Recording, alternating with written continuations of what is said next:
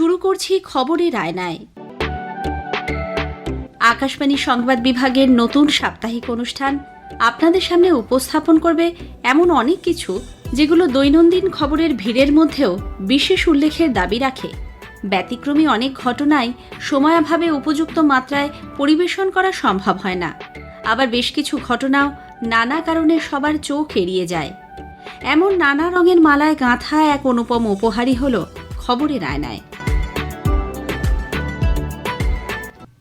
এবারের আয়নায় থাকছে মহাকাশ অভিযান শেষে সফল প্রত্যাবর্তন, বন মহোৎসব, জাতীয় মৎস্য চাষী দিবস, ৩০তম বর্ষে দুর্বার মহিলা সমন্বয় সমিতি এবং প্রান্তিক পড়ুয়াদের জন্য ভ্রাম্যমাণ ল্যাবরেটরি।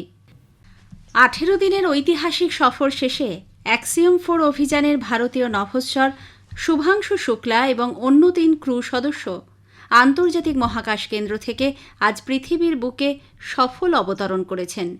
স্পেসএক্স ড্রাগন মহাকাশযান আজ বিকেলে ক্যালিফোর্নিয়া সান দিয়েগো উপকূলের কাছে প্রশান্ত মহাসাগরে নেমে আসে।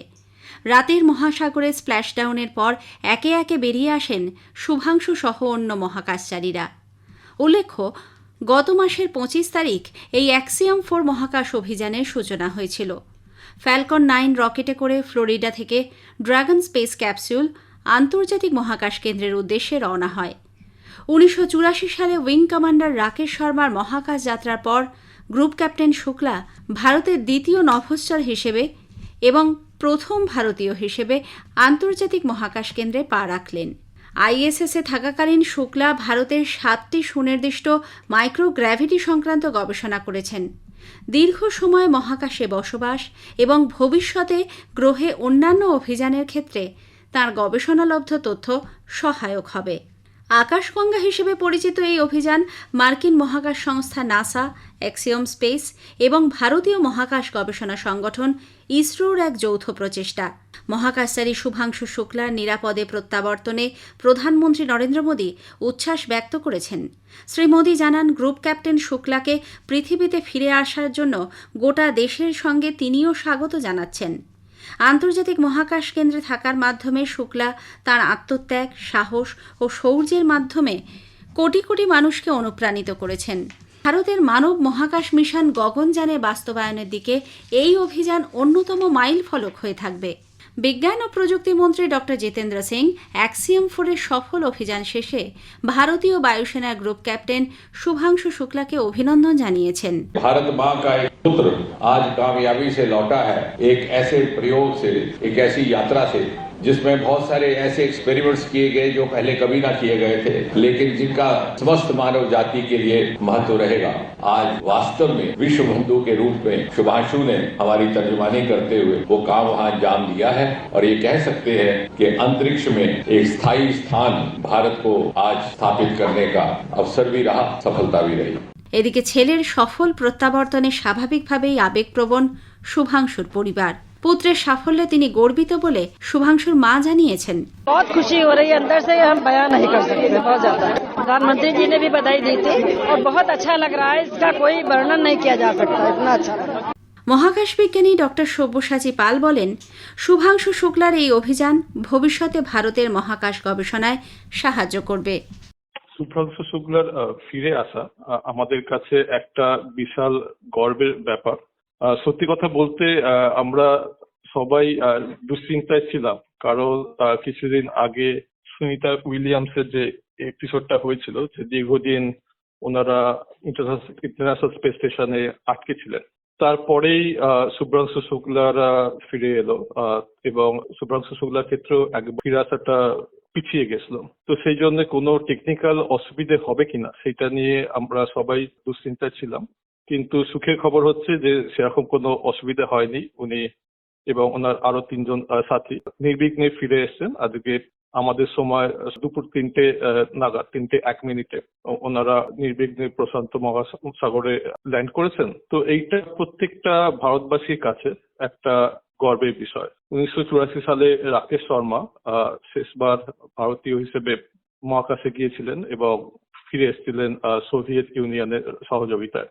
আর আজকে আমাদের শুভ্রাংশু শুক্লা ফিরে এলেন ওনার গবেষণা সমাপ্ত করে আমেরিকার সহায়তায়। তো এইটা আমাদের দেশের মহাকাশ বিজ্ঞানের যে গবেষণা তার ক্ষেত্রেও একটা মাইল ফলক। এরপরে আমরা অনেকদিন ধরেই প্রস্তুতি নিচ্ছি গগনযান অভিযানের, যেখানে আমরা আমাদের দেশ থেকে আমরা মহাকাশে মানুষ পাঠাবো। শুভ্রাংশুর এই অভিযানের যে এক্সপিরিয়েন্স সেটা আমাদের পরবর্তীতে গগনযানের ক্ষেত্রে প্রভূত হেল্প করবে, এবং আমরা আশা রাখবো যে খুব শীঘ্রই ভারত থেকে আমরা আবার মহাকাশে যাব এবং শুভ্রাংশু সম্ভবত সেখানে আমাদের সাথে থাকবেন।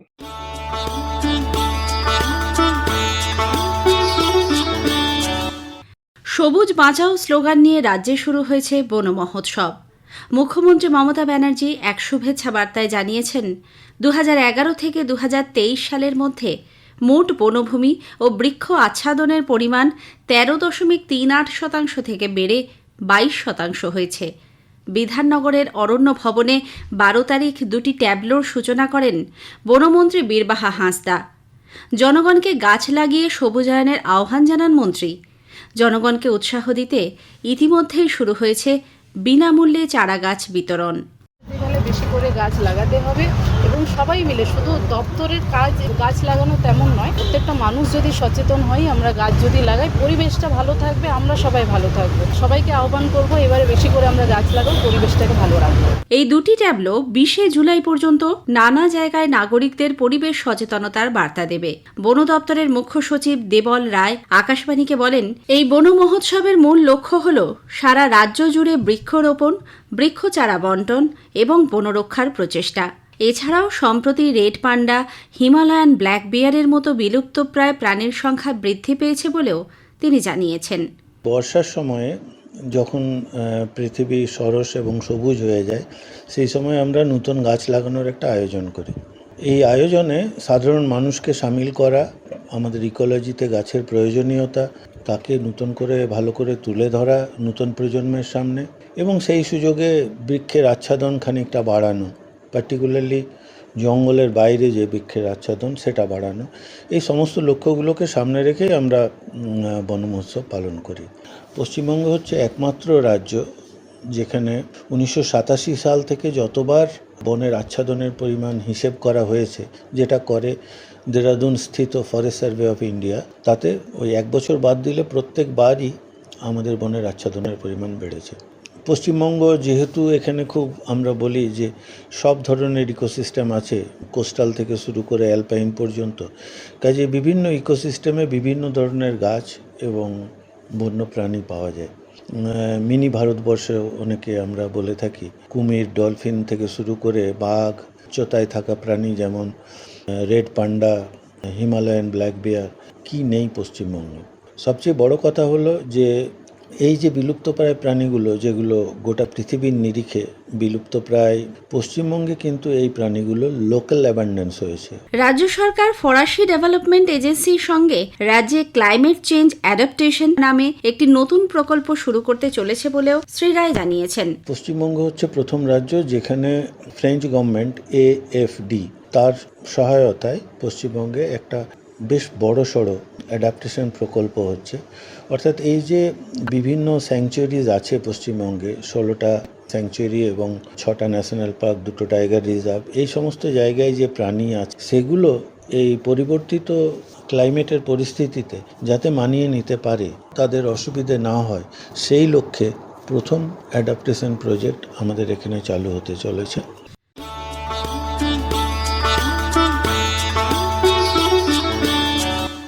প্রধানমন্ত্রী মৎস্য সম্পদ যোজনার আওতায় বাজেটে প্রায় 20,000 কোটি টাকার সংস্থান করা হয়েছে বলে জানিয়েছেন কেন্দ্রীয় প্রতিমন্ত্রী ড.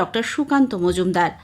উত্তর 24 পরগনায় কেন্দ্রীয় অন্তর্দেশীয় মৎস্য গবেষণা কেন্দ্র সিফ্রিতে সম্প্রতি জাতীয় মৎস্যচাষী দিবস উপলক্ষে অনুষ্ঠানে তিনি বলেন, প্রধানমন্ত্রীর নেতৃত্বে মৎস্যচাষীদের জন্য বেশ কিছু যুগান্তকারী পদক্ষেপ নেওয়া হয়েছে।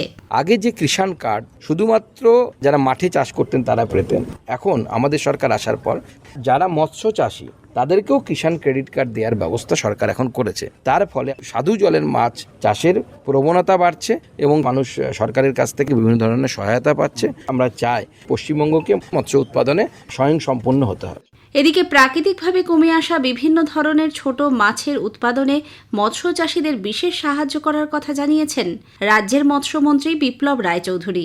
ইতিমধ্যেই রাজ্যের 12টি জায়গায় অভয় পুকুর নামে বিশেষ জলাশয়ে এই কাজ শুরু হয়েছে। একটা গ্রামে ধরো 20টা পুকুর আছে, 30টা পুকুর আছে, তার মধ্যে 5টা পুকুর বেছানো আলাদা করে। উদ্যোগী ছেলেদের বলছি, তাতে তুমি মোরলা মাছ চাষ করো, পুঁটি মাছ চাষ করো, ট্যাংরা মাছ চাষ করো, এইগুলোকে বলছি অভয় পুকুর। মানে ওখানে অন্য 10 রকমের মাছ দিও না, এদের দাও, মানে এরা যাতে খেলাধুলো করতে পারে এবং তাদের খাবার দাও। এখন আমরা 12টা পুকুর বাছাই করে আরম্ভ করেছি, কিন্তু অলরেডি 35-40টা পুকুরের চাহিদা এসছে। গভীর সমুদ্রে মৎস্যজীবীদের ট্রলারে বিশেষ ট্রান্সপন্ডার বসানোর কাজও শুরু হয়েছে। সমুদ্রে যারা মাছ চাষ করতে যায় তারা মাঝে মাঝে মহা বিপদে পড়ে। আমরা তার জন্য এমএসএস ট্রান্সপন্ডার তৈরি করেছি এবং সেই তৈরি করে এই মৎস্যজীবী গবেষণা ভারতীয় মহাকাশ গবেষণা কেন্দ্রে আবিষ্কার করা ত্রিমুখী এমএসএস ট্রান্সপন্ডার, এটা ওরা আবিষ্কার করেছেন। আজকে সেই যন্ত্রগুলো আমাদের দিয়েছেন এবং আমরা এ পর্যন্ত 500টা সামুদ্রিক মাছের ট্রলারে এই যন্ত্র বসিয়েছি এবং আমরা দেবো প্রায় 4,000 নৌকোকে এই ট্রান্সপন্ডার করবো। যে কোনো জায়গায় তারা যাক, সমুদ্রের যে প্রান্তেই যাক, সেখান থেকে তারা আমাদের সঙ্গে যোগাযোগ করবে, আমরা তাদের উদ্ধারের ব্যবস্থা করবো। তারা যদি কোনো বিপদে না পড়ে তাদের দেখার দায়িত্ব আমাদের।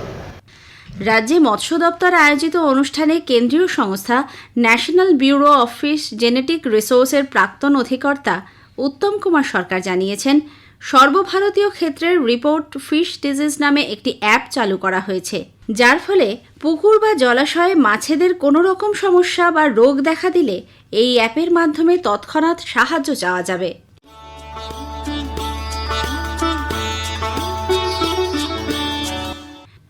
তম বর্ষে পা দিল দুর্বার মহিলা সমন্বয় সমিতি। তাদের দীর্ঘদিনের অধিকার ও আন্দোলনের কথা তুলে ধরতে একাধিক কর্মসূচি নিয়েছে তারা। গত 12 তারিখ উত্তর কলকাতার রবীন্দ্র কানন পার্কে নানা অনুষ্ঠানের মধ্যে দিয়ে তাদের উৎসবের সূচনা হয়। দেশের বিভিন্ন প্রান্ত থেকে আসা 30 জন যৌনকর্মী প্রদীপ প্রজ্বলনের মাধ্যমে অনুষ্ঠানের সূচনা করেন। যৌনকর্মীদের স্বাস্থ্য বিষয়ে সচেতনতা বৃদ্ধি, তাদের শ্রম অধিকারের আওতায় আনা, নারী পাচার রোধ করার মতো বিভিন্ন কাজ তারা গত 30 বছর ধরে করে চলেছেন। দুর্বারের সম্পাদিকা বিশাখা লস্কর আকাশবাণীকে জানান, আগামী দিনে তাদের এই সংগঠন বিদেশেও পাড়ি দিতে চায়। এছাড়াও সার্ভাইকাল ক্যান্সার নিয়ে যৌনকর্মীদের মাঝে সচেতনতা আরও বাড়ানোর কাজ করছেন তারা।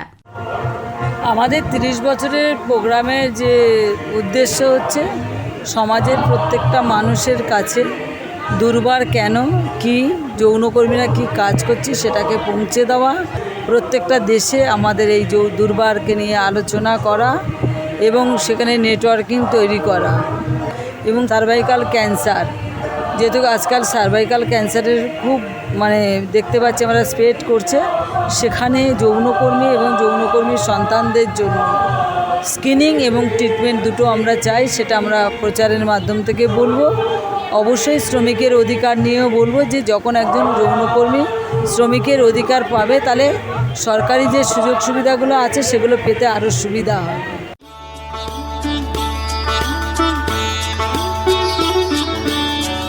গ্রাম বাংলার প্রান্তিক স্কুল পড়ুয়াদের বিজ্ঞান শিক্ষায় শিক্ষিত করতে কলকাতার বালিগঞ্জ শিক্ষা সদন স্কুল ভ্রাম্যমাণ মোবাইল ল্যাবরেটরি চালু করেছে। স্কুলের 75তম বর্ষপূর্তি উপলক্ষে অধ্যক্ষা সুনিতা সেন জানিয়েছেন, গো গার্ল নামের এই প্রকল্পে প্রান্তিক অঞ্চলের পড়ুয়াদের আলোকিত করার উদ্যোগ নেওয়া হয়েছে। এই ভ্রাম্যমাণ ল্যাবরেটরিতে পড়ুয়ারা বিজ্ঞানের বেশ কিছু প্রাথমিক পরীক্ষা নিরীক্ষার সুযোগ পাবে। যে আমাদের যে স্কুলে যে প্রজেক্টগুলো করা হবে ছোট ছোট, আমরা সেটা রুরাল এরিয়াসে পৌঁছে দেব এবং তাদেরকে সায়েন্স এডুকেশনে আরও বেশি উদ্বুদ্ধ করব। বিশেষ করে মিডল স্কুলে, যেখানে 6 to 8 বাচ্চাদের আমরা দেখি গ্রামের জায়গায় অনেক ড্রপ আউটস হয়, কিন্তু যদি এডুকেশনে ইন্টারেস্ট ওরা পায় তাহলে কিন্তু ওদের ড্রপ আউট রেটটা অনেকটা কমবে এবং সেই জন্যে আমরা ছোট ছোট কিট নিয়ে তাদের কাছে পৌঁছবার চেষ্টা করব। আজকের আয়নায় শেষ করার আগে একটা অনুরোধ, আপনাদের কেমন লাগলো এই অনুষ্ঠান ইমেলে জানান অথবা আকাশবাণী সংবাদের সোশ্যাল মিডিয়া পেজে। সেরা চিঠির উল্লেখ থাকবে প্রেরকের নাম সহ। আজ এই পর্যন্তই। আবার আগামী সপ্তাহে ঠিক এই সময় আকাশবাণী সংবাদ বিভাগ প্রযোজিত খবরের আয়নায় নিয়ে আসবো আপনাদের সামনে। ভাষ্য পাঠে নমামি বসুরুদ্র, সংকলন ও প্রস্তুতি কাশফিন নাহার।